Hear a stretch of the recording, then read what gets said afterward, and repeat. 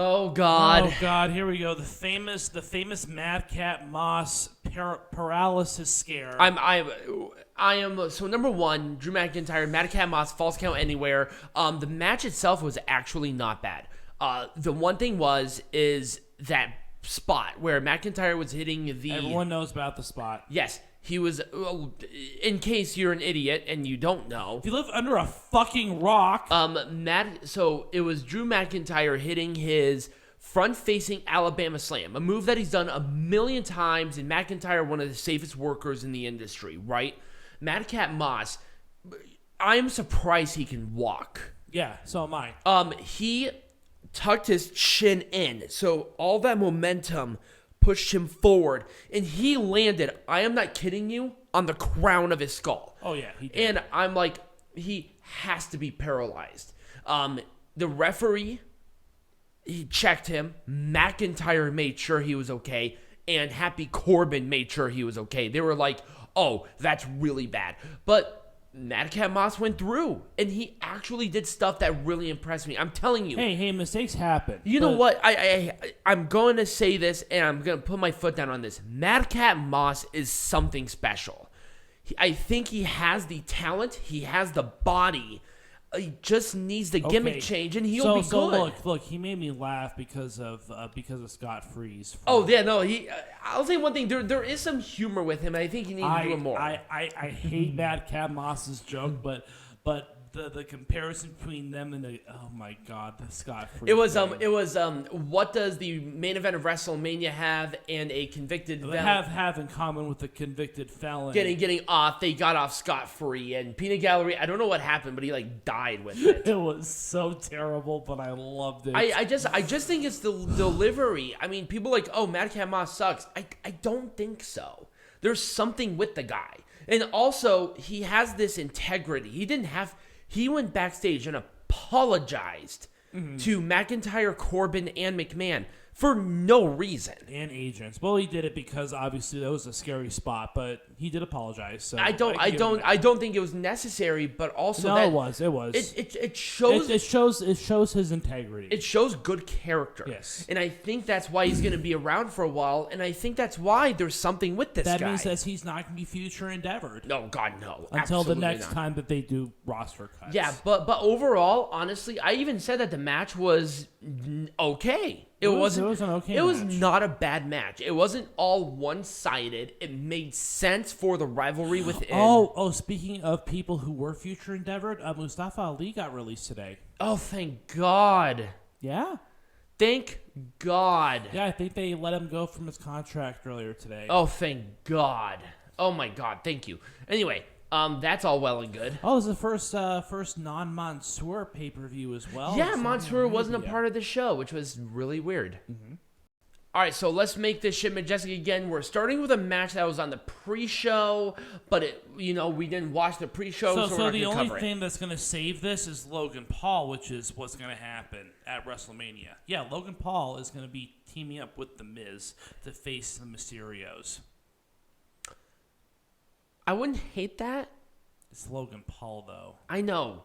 Logan Paul is breaking into all the combat sports and doing their shit. I don't know. It might be good if Logan Paul's more like Bad Bunny. It might actually be decent. I'm gonna be optimistic about it. I don't know. I'm gonna be optimistic. I know people hate Logan Paul because of what he did to boxing, but it's like, okay, who's drawing other than fucking Logan Paul in boxing right now? No one is. Yeah. It's kind of like WWE. No one is drawing in wrestling, and not in wrestling, in WWE. No one is drawing in WWE other than people who are part-timers or celebrities. Right. There's no draw. There is no draws. And unfortunately, I mean, Rey Mysterio would be a draw if they didn't book him so poorly. And then the same thing with Sami Zayn. Sami Zayn is facing off against Johnny Knoxville, which is actually pretty much confirmed for WrestleMania this year as well. I'm not going to hate that because at least they built a rivalry around it. It's not because of Sami Zayn, it's because of Johnny Knoxville. Right. Johnny Knoxville's going to sell his tickets. Same thing with Stone Cold Steve Austin and Kevin Owens. No one's going because it's Kevin Owens. Do you know if the Zayn Knoxville match is for the IC belt? It's not. Okay. It's just going to be a match. Oh, okay. So anyway, let's go to the next one, which we actually talked about. There was no reason for this match. There was legitimately no reason for this. I would have rather had the SmackDown Tag Team Title match than this match. Or you mean the tag team? The SmackDown Tag Team Title match. Oh, you mean okay, yeah. So not the women's match, but just instead of this nonsense, which didn't even have to happen. They should have had the SmackDown Tag Team Title match. Oh, you know the only reason they did this one was because of Ronda Rousey. I'm aware of why they did it. Don't confuse what I know of in making this majestic again. We're making this majestic again. That's our fucking job. We pay for the fucking place that we live in based on this. Yes, I'm telling you, that's terrible. Yes, it was terrible because it didn't have to happen. Also, the SmackDown Tag Team match would have been terrible too. At least there was a rivalry. They hodgepodge this shit to get Rousey in there somewhere. That was true. It. They did not need to do this. The match sold itself. And the thing with Sonya Deville and Naomi, it's done. Naomi beat her already. What's the point? They're going to be facing each other at WrestleMania, I think. It's stupid. I know, it's stupid, isn't it? Maybe if Sonya Deville was...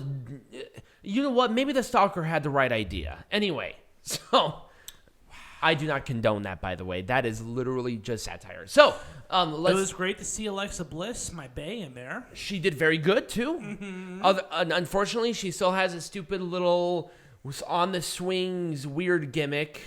I mean, if you continue to jerk off to that, Chris Hansen's going to bust through our door here in a hot fucking minute. Now, hold on. She is of age. I kind of want. Maybe she likes to role play as a toddler. We're gonna have Chris Hansen be a guest on this show at some point in time. For maybe she likes it for role playing. I don't know. We'll have to ask the wrong Ryan about this. Because it should have been me. You just like how I strategically had a drink at that point. So I'll be honest with you. As an overall premise of the match, given the circumstances, I wouldn't have booked this differently. We all know who was going to win this match. I know. But the thing is that everybody within the scope of this match had a credible reason. The match itself was structured, paced, and fought really well. And I think it actually did a benefit overall to the women's division post-WrestleMania. Bianca Belair twirl her shit around way too much. You think so? Oh, God, yes. Yeah, I could see that. She's starting to rely on her hair way too much. The problem is she didn't use it. She needs to start using the hair. Now, I understand that she has to hold onto it to do certain maneuvers. It was just terrible. She needs to start using. She was showboating to the Saudi royals really hard, man. You think so? Mm-hmm. Do you think Rhea Ripley probably would have been a better winner? No, Rhea Ripley sucks. You're so negative. Rhea Ripley has the charisma and the what are you talking about? Gimmick of a ham sandwich. Did you watch the same match that I did? Rhea Ripley is one of the best acts that they have right now. Period. No, she doesn't sell like Bianca Belair does, because Bianca Belair is. I know, but in comparison to anybody else on this fucking thing, who else? Nikki Ash sells as well as a bologna sandwich. I'm pretty sure I can poop out something that sells better. I mean, at least Liv Morgan is showing more and more of how good she is. Yeah, but Vince McMahon, well, I don't know. She's blonde and she has big boobs, so I would She doesn't have big boobs. I mean, she's hot, but I wouldn't say that she has big boobs. Know. She's got maybe C's. Anyways, we're in the mind of McMahon. We're not misogynistic. This is Vince McMahon. He is misogynistic. 85-year-old. I think if you've watched WWE for more than 3 seconds, you know why we talked about that. Yes. Let's talk about this. Other than that really scary spot, and Madcap Moss should be nowhere near a ring. What are you fucking? You're insane. What are you talking about? He needs to get rid of the stupid gimmick, but other than that, I think he actually is fine. I want to see him with a Laugh Factory without the McMahon script because I think he can. I think he could do something good. Some really good jokes. I think he has. I think there's a personality there. That man has a future in comedy. I think he does. I think if he was anywhere else, he would be in such a better position. Oh, God, period. Yes. Honestly, he needed more seasoning in NXT or something to get him really into that position. Also, why? Well, I mean, Drew McIntyre is. Drew McIntyre can pull off a good match with fucking anybody. The problem with Drew is that he's in a really awkward position because he's not as good as Brock Lesnar and Roman Reigns. And Vince McMahon has no capability of building a new star. Here's the problem. Here's the problem with Drew, and I'm going to say this to the day I die. Drew McIntyre won the WWE champion at the worst possible time. It was a no-win situation when it came to the COVID pandemic. I can almost guarantee you that if it was a regular year in 2020 and Drew McIntyre had the reign that he did, we would see a much different Drew McIntyre. Right. But I think he was just a victim of circumstance. But again, Vinnie Mac likes to rely on the people that. Once again, it was not for the sake of trying, and I think Drew McIntyre is a draw. He just won it at the worst year possible. Because keep in mind, he won the Royal Rumble and had all of this momentum in January. That's true. Of 2020. We didn't know what was going to happen in March. Well, maybe they should have thought ahead. You couldn't. Just giving you crap. Do you think every fucking company should have a global pandemic thing? Well, I mean, I do. Anyways, never mind. Let's move on. Next do? match. We do? Anyway, this was a jerk-off sesh. I'm not offended by it. We knew who was going to win. It was all right, let's move on. Do you have anything else to say, really? Nope. Same with this one, jerk-off sesh. Well, same with this one, but once again, replace the Ronda Charlotte match with this match, and I'm going to be a little more compelled because at least this one had seasoning. They had matches on SmackDown. There was stuff here. But, you know, of course, the Viking Raiders have about as much charisma as It's not their fault. I know. This is WWE's fault. War Machine was the hottest act in tag team wrestling, period, in 2018. That's true. That's what I'm saying is that they have the charisma these days of spoiled milk. They suck. Anyways, let's move on to the next match. They suck, not to their fault. This one honestly exceeded my expectations. Oh yes, let's talk about Becky Lynch. That needs to stop now. Okay, here's the thing. I'm just gonna let Peanut Gallery in. I thought you were gonna hit me. So, here's the thing. So, I'm just gonna mute him for now. So. There, are you feeling better? Bing, bing, bing, bing, bing. So, Becky Lynch is a good seller, but if she only did this, like, what am I gonna do? That's it. Instead of, it's not necessary. It's so not necessary. Now she was like one or two actions. That's fine, but not this. It doesn't. She's terrible at selling. It's really bad. She never has been good at selling, and she's terrible. She used to be so much better. She's going. No, she's never been. She's going too far.